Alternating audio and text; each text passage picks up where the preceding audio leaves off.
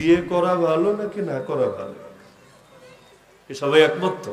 কেন বিয়ে না করলে ব্যস্ততা কম, বিয়ে না করলে পেরেশানি কম, কামাই রোজগারের চিন্তা কম, কত ঝামেলা কম। তাহলে তো অনেকের যুক্তি বলবে বিয়ে না করলেই তো ভালো।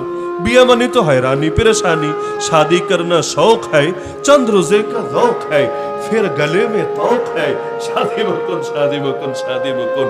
तो বিয়ের বিষয়টার ক্ষেত্রে আপনার যুক্তি যাই বলুক না কেন, আল্লাহ নবী স্পষ্ট বলেছেন বিয়ে হলো আমার সুন্নত, যে আমার সুন্নত থেকে মুখ ফিরিয়ে নিবে সে আমার উম্মত না। তাহলে কি বুঝলেন যে প্রতিটা জিনিস যদি রাসূলের তরিকা অনুসারে হয় সেটা দামি হয়ে যায়, রাসূলের তরিকার বাইরে হয় সেটা ভণ্ডামিতে পরিণত হয়। প্রেম আর ভালোবাসা অনেক ভালো জিনিস।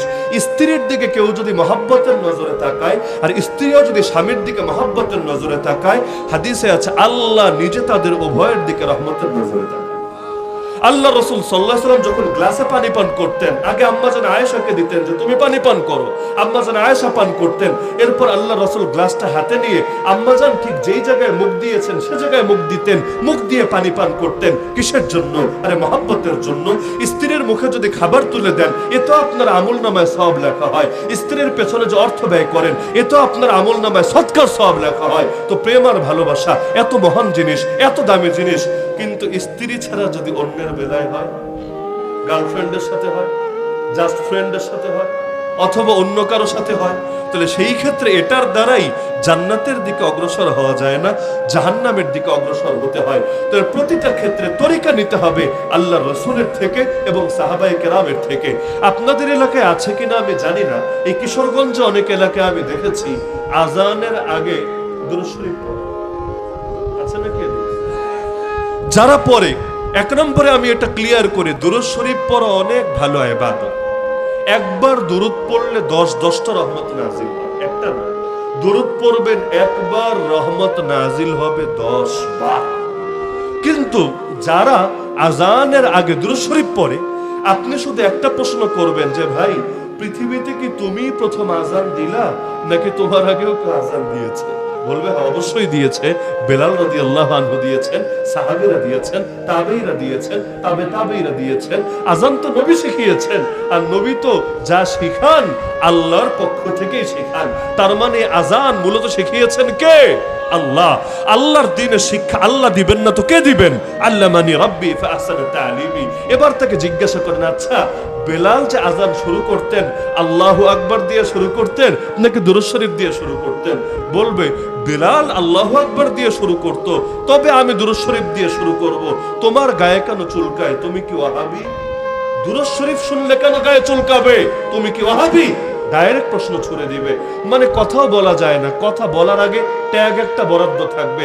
কথা বললেই নবীর দুশমন, কথা বললেই ওয়াহাবি, কথা বললেই ইয়াজিদি, পুরাই ওই দলের মতো আর কি। কথা বললেই রাজাকার, কথা বললেই মুক্তিযুদ্ধের বিপক্ষে শক্তি, কথা বললেই উগ্রবাদী। এই গালিগুলো এমন ভাবে প্রচার করে রাখে, ওদের গালির ভয়ে মানুষ কথাই বলতে পারে না, বলতে পারে।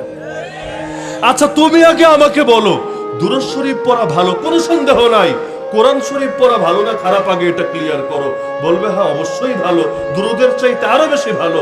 তাহলে ঠিক আছে, তুমি দুরূদ শরীফ পড়ো, পাশের মসজিদে তাহলে কোরআন শরীফ পড়ুক। আজান দেওয়ার আগে আয়াতুল কুরসি 10 বার, সূরা হাসরের শেষ 3 আয়াত 50 বার। আর এক মসজিদে চিন্তা করুক সুবহানাল্লাহ আলহামদুলিল্লাহ পড়া খারাপ নাকি, এগুলো পড়ি 1000 বার। আর এক মসজিদে চিন্তা করলো লা ইলাহা ইল্লাল্লাহর জিকির তারও দামি জিনিস, তাহলে আগে 50,000 বার জিকির করি, লা ইলাহা ইল্লাল্লাহ, এভাবে জিকির করে তারপর আজান শুরু করি। আর এক মসজিদে চিন্তা করলো দোয়ায়ে ইউনুস পড়ি, দোয়ায়ে ডক্টর ইউনুস বলি না, আবার দোয়ায়ে ইউনুস, লা ইলাহা ইল্লা আনতা সুবহানাকা ইন্নী কুনতু মিনাজ জালিমিন। ওই অনেকে দুষ্টমি করে বলে আর কি যে নেত্রী যখন বিপদে পড়েছে আর নেত্রীর মোকাবেলা ডক্টর ইউনুসকে দাঁড় করানো হয়েছে, এখন নেত্রী মনের দুঃখে যদি আল্লাহর কাছে অভিযোগ জানাতে চায় কি পড়বে? দোয়ায়ে ইউনুস পড়বে। কিন্তু এখানেও নামের মধ্যে ইউনুস যখন দেখবে তখন তা আবার অন্তরের মধ্যে পেরেশানি আসবে, হায় রে ডক্টর ইউনুসের বিরুদ্ধে এখন লাস্টে দোয়ায়ে ইউনুসই পড়া লাগবে। তো এখন আরেক মসজিদে চিন্তা করলো যে লা ইলাহা ইল্লা আনতা সুবহানাকা ইন্নী কুনতু মিনাজ জালিমিন, এটা 1000 বার পড়ি। অবস্থাটা কি বিধিবিচ্ছিরি হবে? চিন্তা করেন, এক এক মসজিদে এক এক ঢঙের আজান, এক এক রঙের আজান। আরে মুসলমান রাখেন, হিন্দু খ্রিস্টানও পেরেশান হবে, হায় রে এই কোন মাইনকা চিপাই এসে পড়লাম, আজানটাই দেখে বরবাদ করে ছেড়েছে। তাহলে নবীর আজান, সাহাবীদের আজান যদি আল্লাহু আকবার দিয়ে শুরু হয়, লা ইলাহা ইল্লাল্লাহ দিয়ে শেষ হয়, আমাদেরটা আল্লাহু আকবার দিয়ে শুরু হবে। আর যেখানে তারা শেষ করেছেন সেখানে শেষ হবে। দূরত পড়া ভালো, কোনো সন্দেহ নাই, কিন্তু নিজের থেকে কোনো জিনিস এনে নতুন করে আগে যোগ করারও দরকার নাই, যেটা যোগ আছে বাদ দেওয়ারও দরকার নাই। ফজরের নামাজ ফরজ কয় রাকাত? যদি 4 রাকাত পড়ি সওয়াব বেশি হবে না? বলবেন হুজুর নামাজই তো পড়েছি, সিনেমা তো দেখি নাই। নামাজ পড়েছি, গুনাহ কেন হবে? সফরে বের হয়েছেন, 4 রাকাত বিশিষ্ট নামাজ যদি আপনি একা একা নামাজ পড়েন, পড়তে হয় কয় রাকাত? 2 রাকাত। তাহলে যোহরের ফরজ নামাজ সফরে গিয়েছেন, 2 রাকাত পড়বেন। আপনি ভাবলেন কেন, সময় তো আছে, ফরজ 4 রাকাতই পড়ে ফেলি না। এই যে অতি পণ্ডিতি করলে সওয়াব হবে না গুনাহ হবে? তাহলে ইসলামকে তো